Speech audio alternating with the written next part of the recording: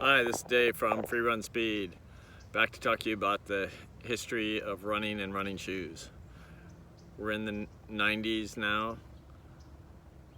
Just an update, I did run in the Grand Canyon, and there's a report down below on how it went.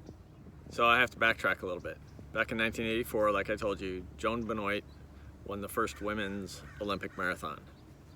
3 years later, 1987, Oprah Winfrey, yes, that Oprah Winfrey, ran the Chicago Marathon. There was a surge going on. Women were coming out and running. And part of that is in thanks to Title IX that came into law in 1972. We're still seeing the results of all of this today. Not too far from here is the Coast Highway in North County, San Diego. And on any given day, 2,000 people run up and down the Coast Highway because it's one of the most beautiful places in the world. 70% of those runners are women. On the men's side, there weren't really any heroes in running. That doesn't mean there weren't great performances, because there were. The Africans were taking over the world of running on the track and in the marathons. And there were some just phenomenal African runners. They didn't really translate to someone wanting to get off their couch and go for a run. No offense to the Africans, they just weren't Frank Shorter. So it was kind of a lull on the running side, except for this surge that was coming on from women's running. It would take the brands roughly another 10 years to really address women in their product mix. Not that they weren't building apparel, they were. Not that they didn't try to make, nice running shoes.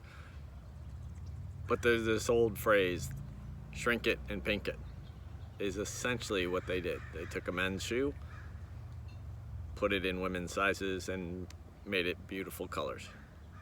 Sometimes that worked. Saucony, as an example.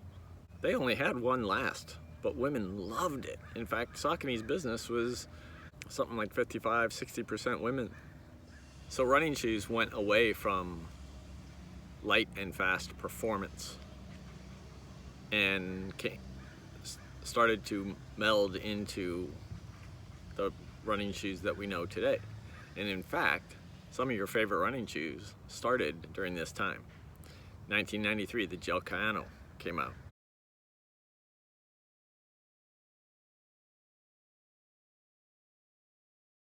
Along with that, the DS Trainer. And oh, by the way, that DS Trainer had a Duosole, the same sole that is on this New Balance racing flat that was built this year. So think about that. In 1993, Asics came out with this outer sole, and it's still being used today.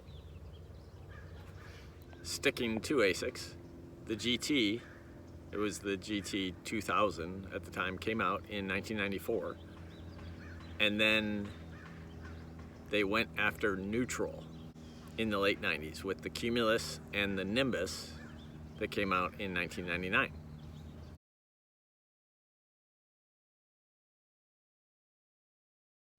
The first Brooks Adrenaline came out in 1994. People don't really remember it because it wasn't that great of a shoe.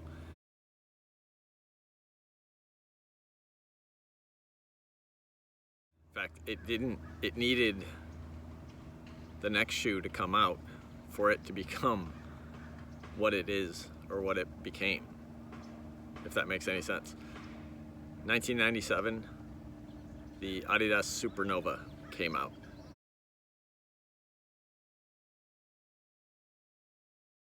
And it was a phenomenal shoe. So good that it stayed around for 12 years. It became the Supernova Classic. But that Supernova came out in 1997, and it set the stage for the Adrenaline and for the GT from Asics. Saucony, for their part, they had the Jazz 3000 that Consumer Reports came out and said it was the best value running shoe created. Well, guess what? That Consumer Reports came out the year Saucony was discontinuing the Jazz 3000, so they were in a bit of a pickle. But they fixed themselves and they actually went straight back into production, and that shoe did exceptionally well.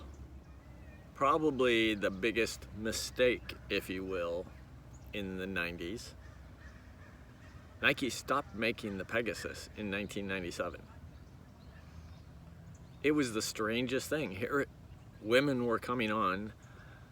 The Pegasus today is probably 60-40 women's to men's in terms of sales, yet they stopped making that Pegasus in 1997. They came back 3 years later with a new Pegasus, but for some reason they took it out of their line. This is also the time when all the big marathons started to become very commercial. So Boston, New York City, London, Berlin, they all grew to the sizes that they are today, basically. There was a marathon that was introduced in 1998, and it was an eye-opener. The first rock and roll marathon happened to be in San Diego, created by a San Diego company.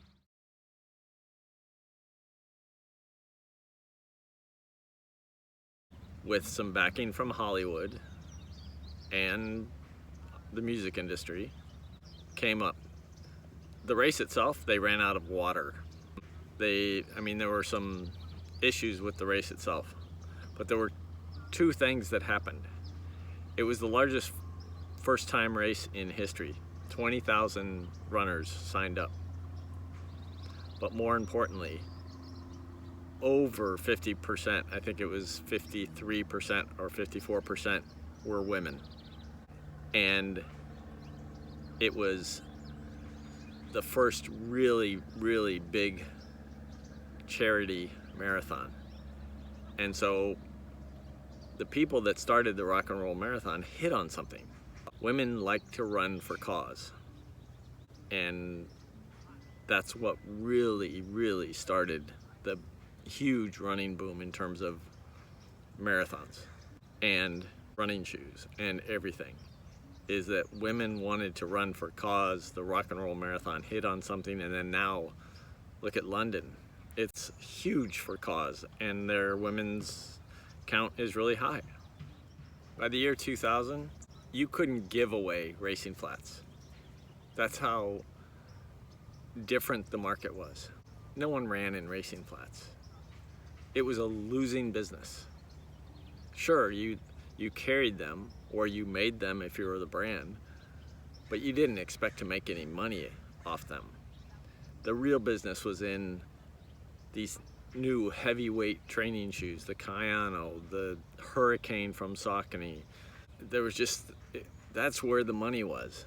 And so there was a race to build more complex running shoes versus light and fast. And that's where we were in the year 2000. Talk to you next week. Get out there and run.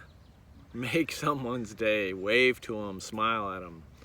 It's easy to say here in Southern California when I think it's 90 degrees today here on the coast. But even when you're wrapped up, hat, gloves, everything, you're gonna see runners out there. Wave to them. Make their day. Thanks a lot for watching. Talk to you next week.